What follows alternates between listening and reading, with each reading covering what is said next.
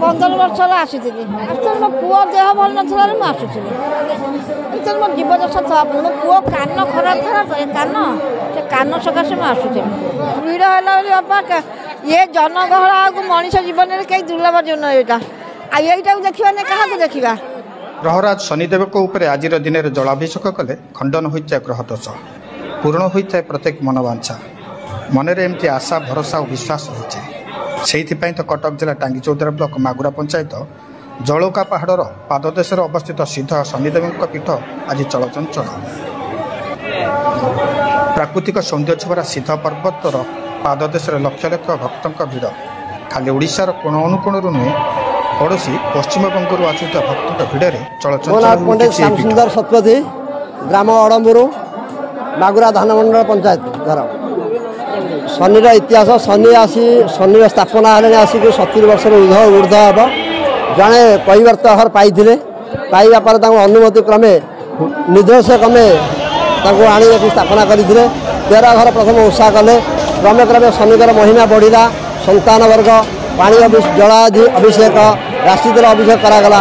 ଏ ସମସ୍ତଙ୍କର ଯାହାର ପିଲାପିଲି ମଧ୍ୟ ହେଉନଥିଲା ଏଇ ମାନସା କରିକିରି ସେମାନେ ପିଲାପିଲି ପାଇଛନ୍ତି। ଆଜିର ପୂଜା ପ୍ରଥମରେ ଆମର ଜଳଯାତ୍ରା ଥିଲା।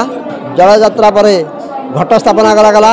ଘଟ ସ୍ଥାପନା କଲା ପରେ ପ୍ରଭୁଙ୍କୁ ଯେଉଁ ବାଞ୍ଚୁଦାସଙ୍କର ଥିଲା କିଛି ଗୁଆ ତାଙ୍କ ଘରୁ ଅଣାଯାଇ ପୀଠରେ ସ୍ଥାପନା କରାଯାଇ ପୂଜା ଅର୍ଚ୍ଚନା କରାଯାଇଥିଲା। ଧୂପ ଦୀପ ନୈବେଦ୍ୟ ଆଳତି କରାଯାଇଥିଲା।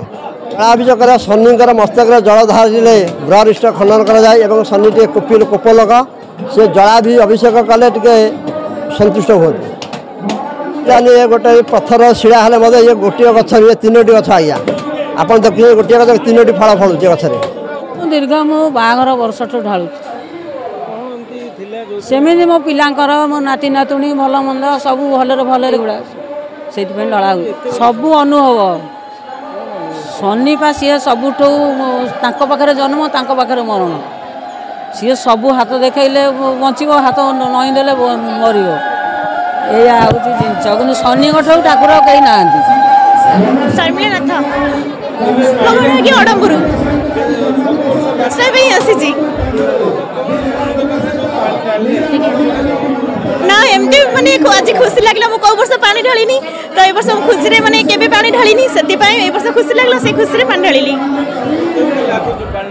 ବହୁତ ଖୁସି ଲାଗୁଛି। 5 ଢାଳି।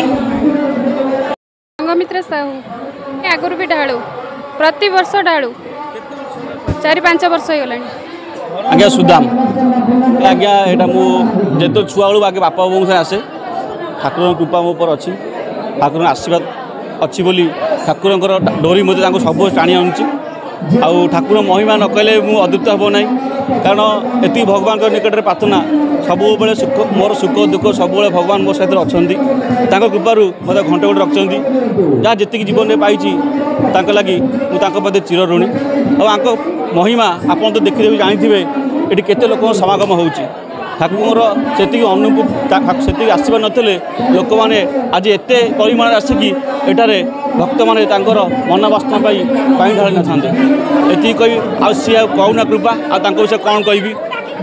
ଏତିକି କହିବି, ଜୟ ଶନିଶ୍ଚରାୟ ନମଃ। ସମସ୍ତଙ୍କୁ ସୁଖରେ ରଖନ୍ତୁ, ସମସ୍ତଙ୍କୁ ଶାନ୍ତିରେ ରଖନ୍ତୁ, ସମସ୍ତଙ୍କ ଭକ୍ତମାନଙ୍କ ମନବାସନା ପୂର୍ଣ୍ଣ କରନ୍ତୁ। ଏହା ହିଁ ମୋର ପ୍ରଭୁ ଶନିଶ୍ଚର ନିକଟରେ ମୋର ପ୍ରାର୍ଥନା। ଅଧିକ ଅପଡେଟ୍ ପାଇଁ ଆମ ଚ୍ୟାନେଲକୁ ଲାଇକ୍, ସେୟାର ଏବଂ ସବସ୍କ୍ରାଇବ୍ କରିବାକୁ ଜମାରୁ ଭୁଲନ୍ତୁନି।